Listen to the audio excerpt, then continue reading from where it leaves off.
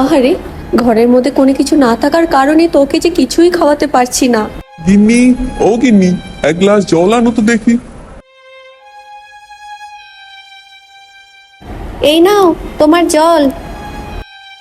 আর বলো না গিন্নি, ফসলের অবস্থা খুবই খারাপ। বাইরে যে গরম পড়ছে, যদি বৃষ্টি পড়তো অনেক ভালো ফলন হতো গো।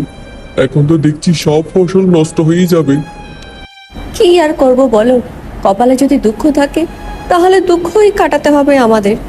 আচ্ছা শোনো, ঘরের মধ্যে কোনো বাজার নেই, মুরগিটা আমাদের খাবার না খেতে পেয়ে একদম শুকিয়ে গেছে গো।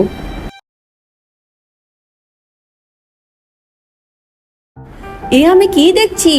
হ্যাঁ গো, কই তুমি? তাড়াতাড়ি আসো, দেখো আমাদের মুরগি একটা ডিম দিয়েছে। তোকে তো ঠিক মতো খাবারই খাওয়াতে পারি না, তাও তুই আমাদের দুঃখটা বুঝলি।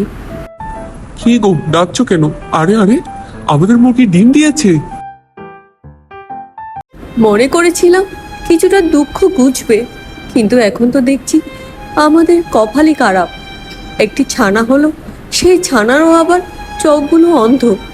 এখন আমরা কি করব? কি হলো গিন্নি, তুমি মন খারাপ করে বসে আছো যে? এই দেখো না, এতদিন পরে একটা মুরগির ছানা হলো, কিন্তু মুরগির ছানাটির চোখগুলো অন্ধ। এই অন্ধ মুরগিকে দিয়ে কি করব বলো তো?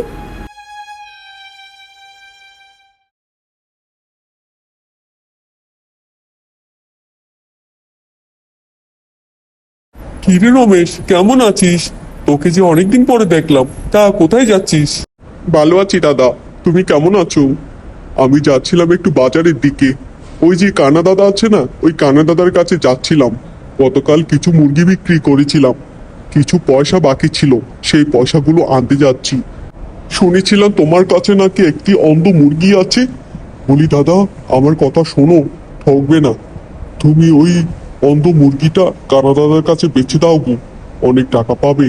কানা দাদা তো আর চোখে দেখতে পায় না, তা সে তো জানতেও পারবে না সেই মুরগি অন্ধ নাকি ভালো।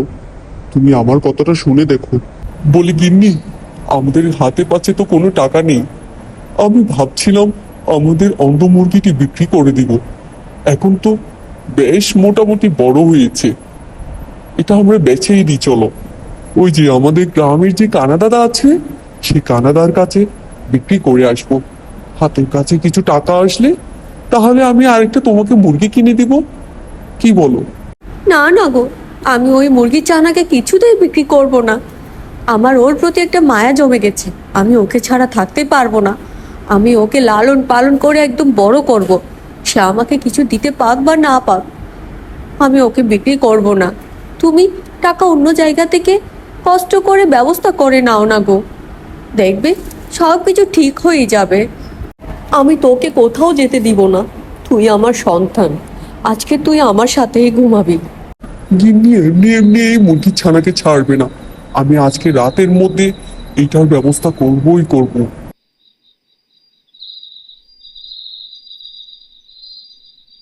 এত রাতে আমার কাছে কে এসেছিস? দাদা, আমি গদাই, তোমার কাছে মুরগির ছানা বিক্রি করতে এসেছি। শুনেছি নাকি তুমি মুরগির ছানা কিনে নাও, তা আমার মুরগির ছানাটা কিনে নাও না গো। আমার মুরগির ছানাটি দেখতে অনেক সুন্দর। আরে কোথায় গেল আমার মুরগির ছানা? এখনই তো আমার কাদের মধ্যেই ছিল। পড়া কপাল আমার, এসেছে মুরগির ছানাটি বিক্রি করতে, এখন কোথায় জানি উধাও হয়ে গেছে।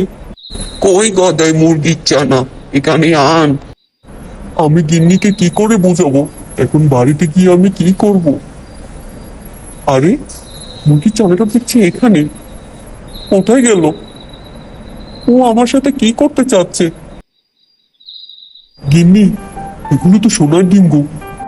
আমাদের এই মুরগি এত বড় চমৎকার দেখিয়েছে, আর আমি কিনা এই মুরগির ছানাকে বিক্রি করে দিতে গিয়েছিলাম। কত বড়ই না তুমি ভুল করতে যাচ্ছিলে গো। আমার এই বাচ্চাটা সারা জীবন সুখে দুঃখে আমাদের পাশে থাকবে। সোনার ডিম পাড়া মুরগি, ওকে আমাদের আরো বেশি করে যত্ন করতে হবে। তুমি ঠিক বলেছো গিন্নি, আজকে থেকে আমাদের আর কোনো দুঃখ থাকবে না।